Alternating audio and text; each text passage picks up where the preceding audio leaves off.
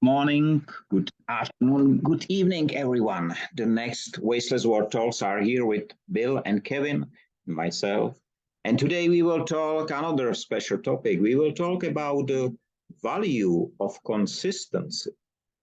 Because consistency is what makes nature to be the strongest element on the planet because it is here for a few billions of years, probably a little longer than the humans are, and still it is here because it's consistent. And because this topic is new for Bill, so as for Kevin, so let me start this time with Bill. So what is consistency for you? The topic surprises me. Interesting topic because I see in business consistency is not always good. Consistency in how we treat people and our attitude and so on, perhaps, but consistency in doing what we did yesterday, perhaps not. Um, so consistency is, I think, doing what is expected, somehow linked to what we've been doing all along.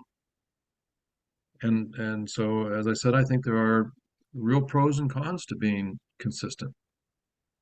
What about you, Kevin? I think it's actually very similar to Bill. Consistency, perhaps a positive, also a negative about consistency is predictability. But my favorite, I like quotes, but my favorite ever quote is by Yogi Berra, who said, "The future isn't what it used to be." And I think that I love that quote. But that is what happens when maybe not, yes, it's kind of, consistency is difficult because you can be constantly improvising, which leads to different things. So it's a double-edged word. It really is. It's a difficult concept to work with, I think. And thinking of consistency with um, uh, the love of somebody in the family. So uh, I need my mother's love to be consistent. I need my wife's love to be consistent. I need some consistency out of whoever is paying my paycheck every week. There are a number of things that I need consistency, but every once in a while, the consistency needs to be shaken up. As in the opening exercise we do with clients when we envision the future. The first a big exercise we do, and it goes through the whole length of the engagement, is wake up. That is, we need to shake the box. That's the only way that we'll learn. That's the only way that we'll make it better. Enjoy the challenge that is life, is to shake up the consistency. Let me ask you, maybe I do understand the word wrongly. I just check it in vocabulary at the moment. Because are you speaking about inertia? Or inertia and consistency are completely different things? Because you know why I'm asking that? I have the same topic today during the noon discussion. And it was interesting because there was one guy from India, and he said, it's great consistency. It's great because our family is doing in a steel or metal business for 4 generations. We are very consistent. We started with 200 meters, and just now we are in 23 countries established. And we grow because we are consistent. And then there was a pet from Australia, and she said, generally, I am using the ability of the people to get consistent in their development. And for me, Industry 5.0, from the very first moment I go in one direction, every day is completely new thing. Every single day is new. But for me, I am consistent in what I am doing. So the aim is there, and I am closer and closer with every single step. So maybe this is just a different understanding of the term, maybe because of the differences of the language. But this is what I do understand. And the people from, generally, it was a Danish guy, Indian guy, and Australia from different segments. We did understand the consistency is same. You are the first one who understand it slightly different, which is quite interesting for me.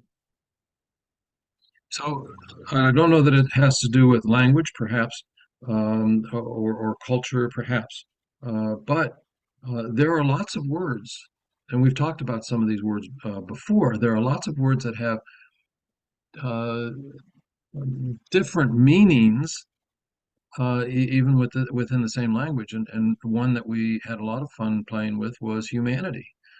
Humanity, what's it mean? And when you look it up in the dictionary, it has to do with human feelings or treating other humans or whatever. And it always uses the word human in there, which is circular definitions, which are not allowed. But when they say he has great humanity, that's good. That means they're a great person. But human people also have wars and kill each other and are terrible to each other, and that's what humans do.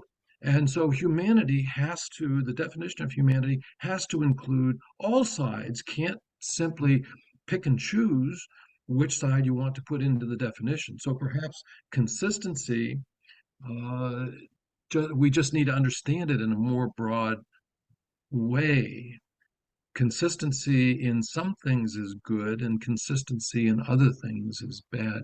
So, what are those things? It's interesting that your friend from, I forget, India, perhaps, whatever, also referred back to his family, and I just used that analogy too. So, and the consistency is good in manufacturing because I want every widget to be exactly like the widget before, and I want the variations to be almost nothing. And that's what process control is all about. So, and that's consistency. And yet, the ISO International Standards Organization has within the last year or two come out with an ISO standard on innovation. How do you do that? I do not understand how you do that, because innovation to me means breaking the rules. Um, so anyhow, I think the word consistency is a fascinating word, and I'd love to hear more about it. Your comment on that, Kevin. Your mic. I was thinking about what you're saying, that if you want to go in a constant direction, and that's really interesting because the only constants we have, if you think about it, is north, south, east, west. And those are our navigation points, and those are always constant. Like the stars, I know the stars move a little bit, but to the human mind, they are constants in our lives. They are there to be trusted. They are there to help us guide ourselves. And so when we're plotting our course through life, of course, we need constants. We need some things which remain consistent. But of course, we ourselves can change our minds and say, okay, I don't want to go there. I want to go this way anyway. And that's the interesting thing. We need consistency, but we need to be able to break free of it as well. So will you agree with me that the reason why nature is still here, or one of the reasons, is the consistency of its development, of its evolution? Because it's not IKEA. Every single cell is different. So this is I don't know how to call it generally, the consistency of, again, it will be like the perfection of imperfection. So maybe in this case, it will be the consistency of non-consistency, if something like that exists at all. I don't know.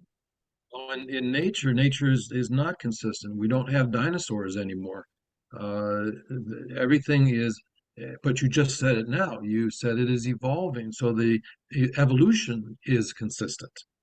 That's the point. I think this is what I would like to express. Yeah, I think the evolution is consistent. The revolution is not consistent, because it's just a moment of change, which generally result in something very frequently negative generally. So, or negative for many, positive for few.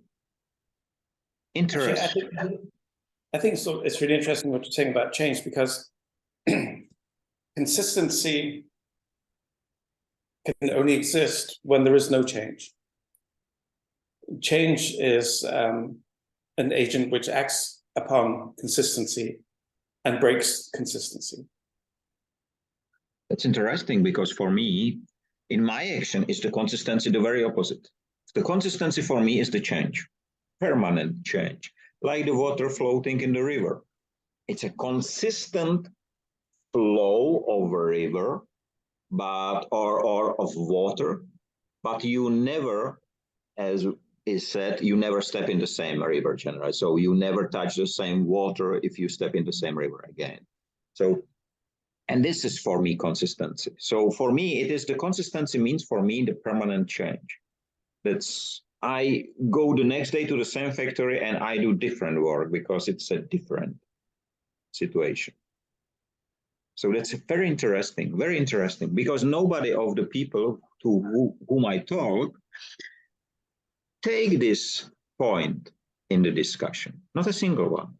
And there has been English-speaking people there, but not a single one point this out. That was so interesting.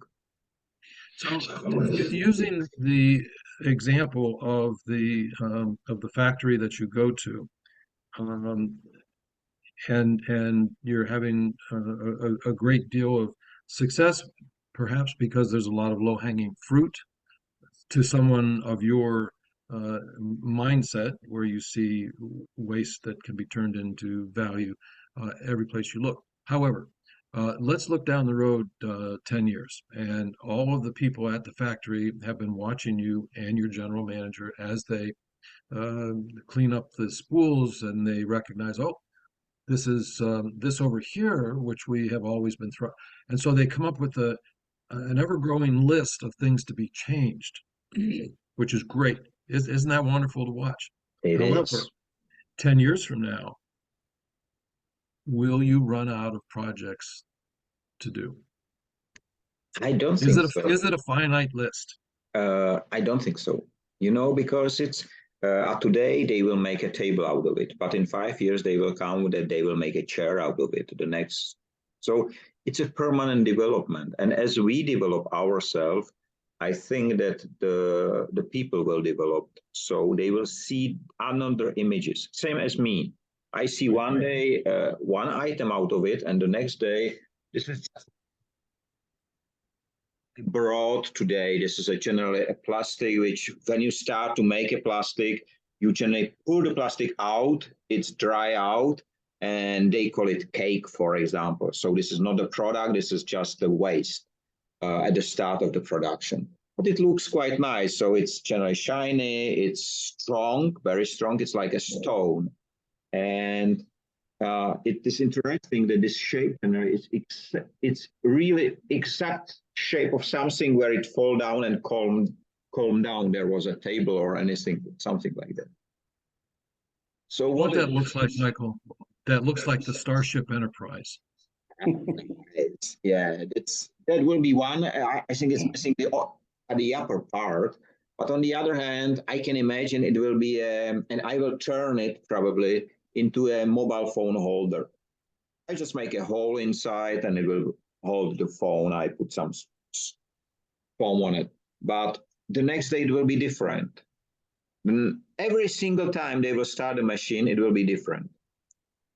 But what they can do, they can put there under the machine something to collect it to be the same every time, bigger or smaller. If you put there I don't know, a glass or a something which will take this part will take the shape of it, then you will have every time the same shape. It can be a flower pot, for example, whatever, it doesn't matter.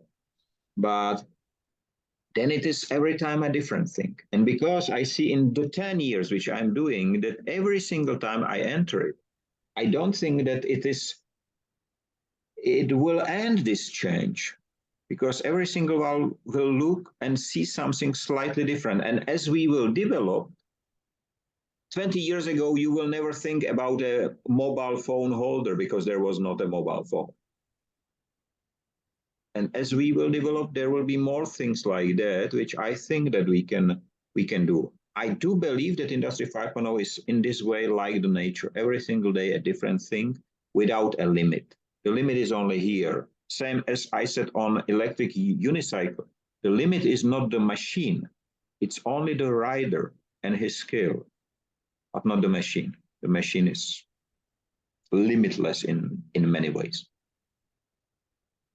See, that's a great analogy, and I'm thinking about nature and how we understand a forest much differently today than we did 20 years ago or 30 years ago.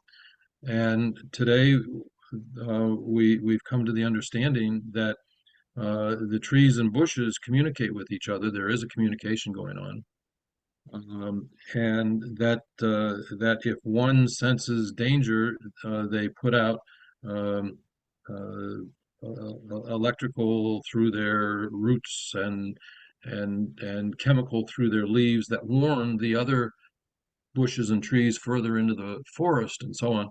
We didn't know that. I don't know when that was kind of established, but we didn't know that when I was growing up. I don't know if it's within the last 10 years.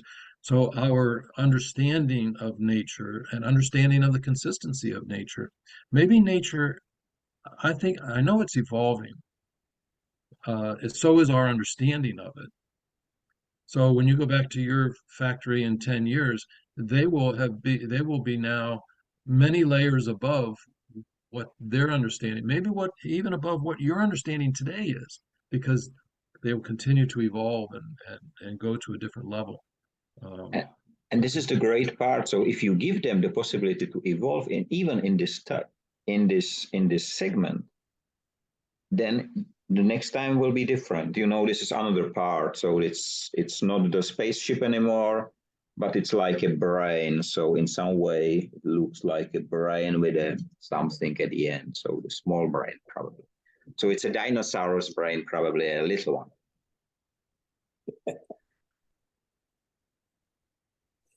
But I think, Michael, getting back to your original question, you asked what is the value in consistency? And I think that then there's two great values. One is this comfort in being able to predict the future. And the other value is less waste. Because if something is made consistently, then it will work every single time. Nothing will have to be rejected. And if you combine it with the planning, generally, the right planning, not just the market demand, then you really reduce significantly the waste volumes. I just saw a few minutes ago, I just saw a post by a guy who take care about the food waste, or he take pictures and the supermarket and so on, full containers filled with unpacked food generally. And he just make a list for Denmark where the food banks, how much food waste they receive and how much they save. There are four big ones, four big players. And in total, they save 13%. 1-3. And his question was, is it right? My answer is no. It's completely wrong. It's a business made of something which generally they do not generate the results they promise. They promise to save the food. They do not. They just make money out of it. And that's wrong.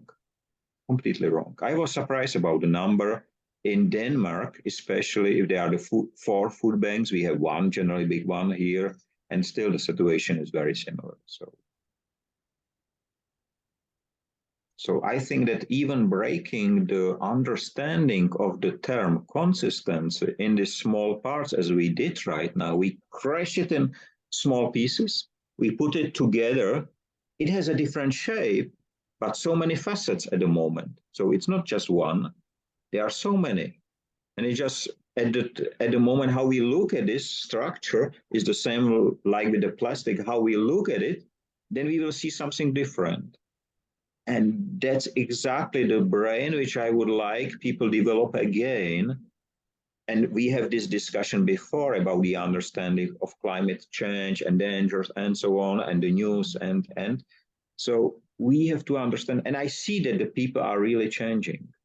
And you mentioned, Bill, that the giants are not, we cannot expect the giants, but you know, there is one very specific reason why the giants do not change, or why we, as simple citizens, do not see the giants to change.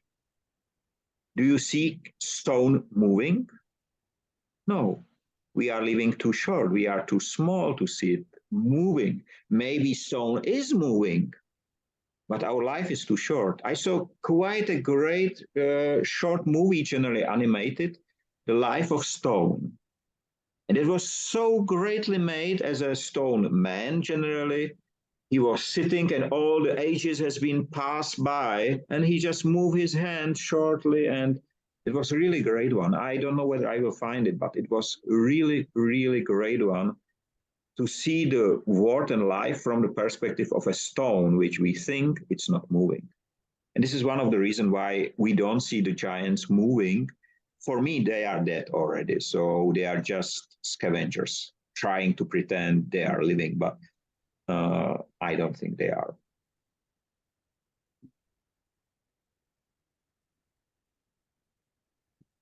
Talking of movement, did you know that glass is a fluid?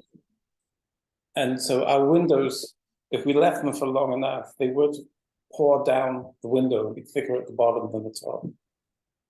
I think that's wonderful. It's such a nice thing. It's one of the personal secrets of glass, which is really nice to know. We have, I remember as a child going to the County Historical Society, which was built 350 or a long time ago, centuries ago. And they actually pointed that out to us. The window pane would get fatter at the bottom because it does flow. And when you were saying that, Kevin, I was thinking of the animal kingdom and watching a sloth move. Or yesterday we were walking and I was watching the birds go in and out of the very large tree, and it would go in and out of the branches like this. So it was making decisions about 1,000,000 times faster than I could to fly at that speed, not bang into one of the branches, and then all of a sudden he's sitting. He's sitting on a branch. So he made the decision to turn left or right. He also made the decision at some point within nanoseconds, grab onto that one. And we don't move that fast. So to the bird, we are the sloth, right? So to nature, who sees us getting all upset about certain things. I had a boss many years ago, who and I just had a senior moment, completely forgot what I was going to say. So you guys go ahead. It's a nice term, senior moment, never heard before. Nice one. Well, you're still young. You will start to understand it at some point. I have these moments as well, so it's I think everyone has. Yeah, actually, I got an interesting boss story about consistency. I was only 16, and I was working in a big car warehouse full of different car parts, and as a student worker, and so I got all the lousy jobs. And my boss, he said, "I want you to take down all these glass shelves and clean them." And then he took them all down and stacked them up. And 2 minutes later, one of the customers walked into them, knocked them down, and smashed them all. And for this guy, he lived in a very constant world. And he just came out and he said, I knew that was going to happen. So for him, there was no surprises because everything in his life had a constant to it, and he knew what it was going to be. But it didn't stop him doing it anyway. The question is, if knowing does not mean you can influence that. I don't know, you have for sure this feeling sometime in your life, I knew it will happen, but you was not able to change it, to change your behavior. Maybe you didn't believe it. You had a little message back here which you ignored. because it didn't fit conveniently into what needed to happen today.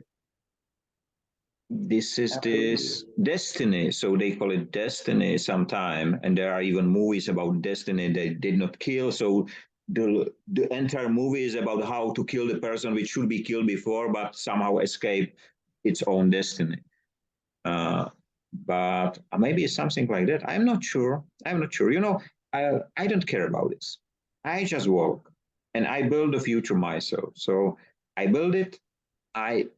There is no surprise. So the only surprise is the change, which I expect. So I do not go somewhere expect to be the same.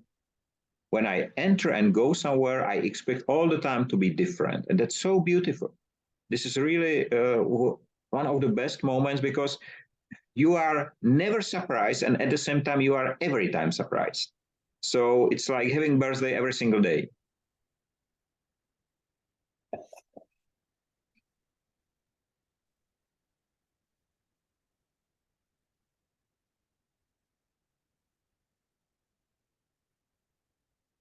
So it's quite interesting. And of course, we shouldn't let the people think that we are speechless. So we have to speak. We have to. There was one thing I was going to say was that I think it's really important to be aware of synchronicity and look out for these little coincidences, which are more of a coincidence. And like Bill's this intuition in the back of your head, I think it's really important to act on those things because it is an ability we have. It's very, very subtle, very, very hard to understand, but it is a human skill. It's a human thing. In fact, we can all tap into the same subconscious and then benefit from it or warn each other from it or communicate to each other through this is if it exists, a wonderful thing. Tap into the communal subconscious. So we're gonna get spiritual here for just a moment, if you don't mind. I tend to believe that we are all connected. I think we're also connected to animals and probably to trees. At some point, there is a universal energy. I believe in the universal energy. I don't believe in coincidences. I have many times had conversations with people who are dead. And sometimes I think that when I get that inkling in the back of my head or the thought that enters the back of my head, I say oftentimes it was put there or nudged there by this universal energy, which is composed of everybody who has ever lived, and they take care of us. I think an extension of that theory would help us to understand heaven, although I don't want to call it heaven. But I believe that we are all connected, and as I've got examples. Sometime off air, we can talk about examples when I have had communications. But I offer this example as proof of the universal energy, and that is I married my wife 20 years ago this year, in fact. And I was 40 something years old. And how would a boy who is born in Pittsburgh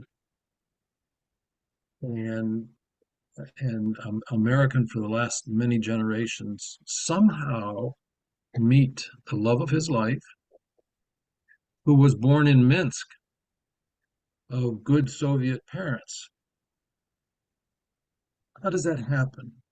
What are the combinations and permutations of the decision tree that this universal energy went through, or the nudging of somebody up there in the universal energy nudged me into being at a certain place at a certain time? And something just as crazy in that story, I apologize for getting so doggone personal, but before we met, she and I had both traveled to Montreal with our families. same weekend, stayed in the same hotel.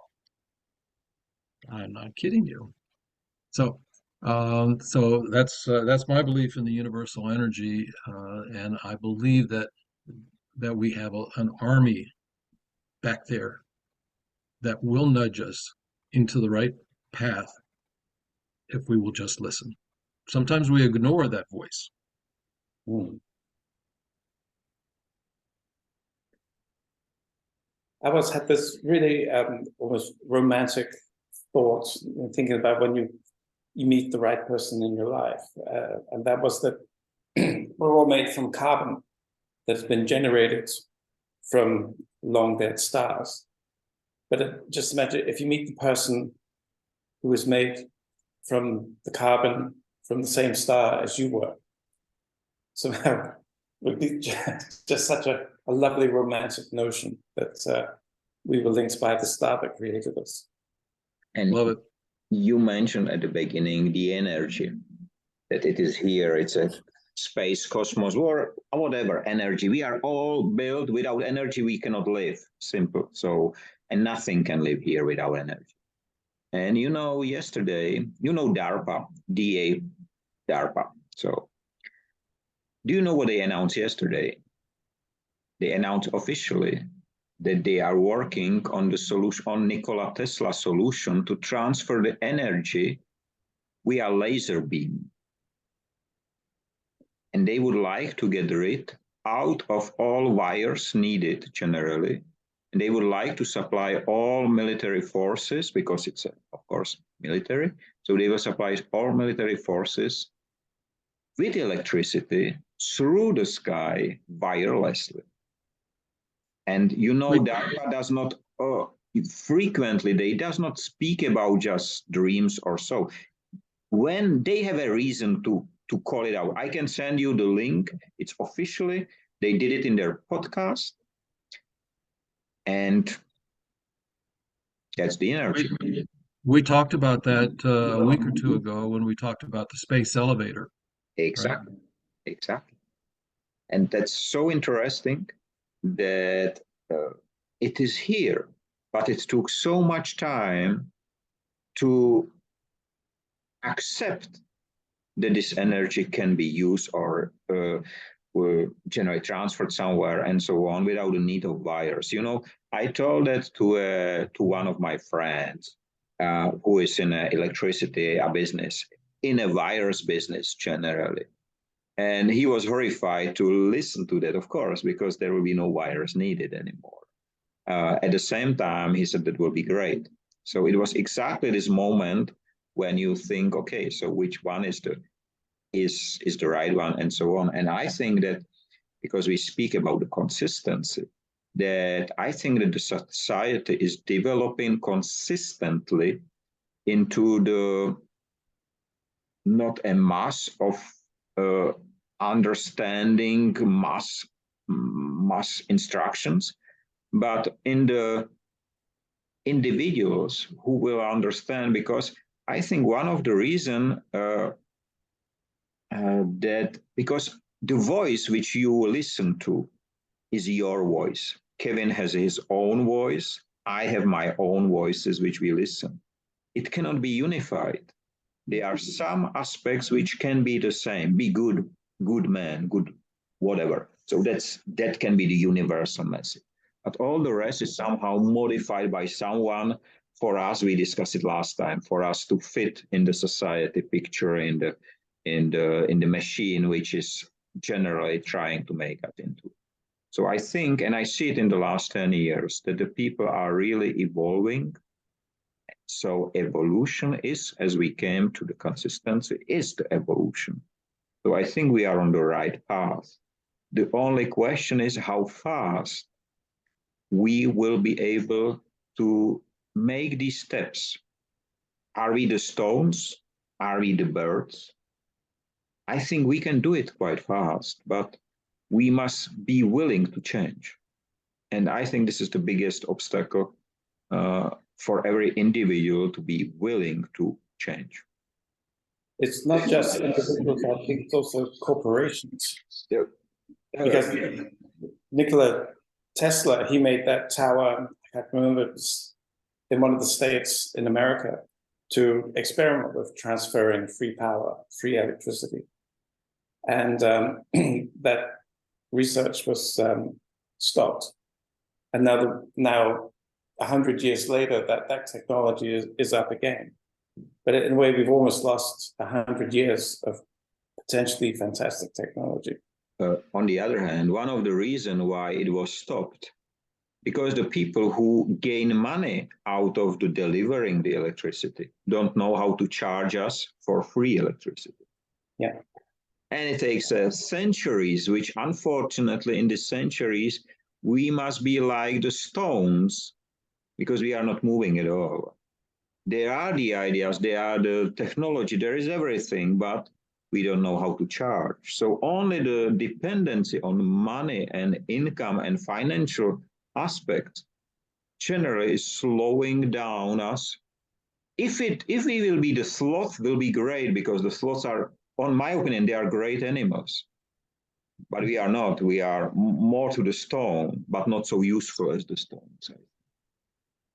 So I think across, I see we're down to 3 minutes, across the societies, all the levels and societies and cultures and so on, there's a whole spectrum of with the stone at one end and the bird at the other end, and people and organizations will change and adapt and evolve at different rates. And what happens to those who don't evolve, or what happens to those who evolve very quickly, is another book. It's going to go down so many different paths. That's right. If you would, Michael, could I have a copy? Could you shoot me a copy of that DARPA? Yeah, I will. article? I put it yesterday in the Industry 5.0 newsletter, so I have the link, so that's not a problem. Thank you. I was reading a report by some anthropologists who were predicting that as a species, we've actually reached a splitting point. And there are the first signs that Homo sapien will split into two species and not one. So we will be two different stones, which is consistent. Yeah. I don't know what the drivers are, but I can imagine that wealth and diet is a driver to change one half of the species, whereas poverty and hunger is a driver to change the species into another direction. Will be interesting. So you are the same. So we are witnessing, we are seeing it. We see the changes. We do feel the changes because we are for so long observing, and we are part of it. So we are not just the observers, but we are the actors, and we do understand that our action changed the other actions. You see the response from your books and so on. And there was one interesting reply about consistency at the noontime. We have only 1 minute left. So, and it was Pat says, for me, the consistency is that something will be left behind me, which I don't need to shame for. That's for her the answer of the consistency. And that was so beautifully expressed. So we are at the end. So let me thank you for the great talk again. Let me wish everyone have a nice time, free of waste and wasting in all its forms. Stay safe and free and be visible, because the giants hate it. And we meet on the original location again. So see you next week. Bye-bye. Bye-bye.